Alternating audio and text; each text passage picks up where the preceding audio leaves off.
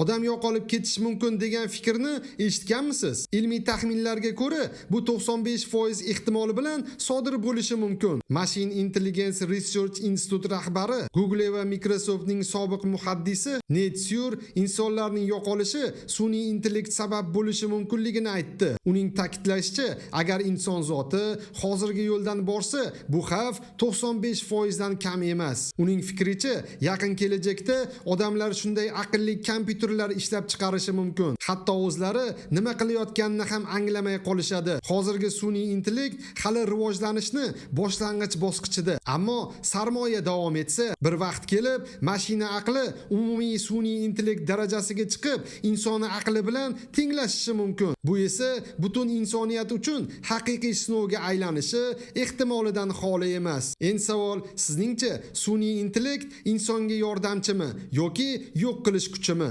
Fikringizni kommentariyada yozib qoldiring.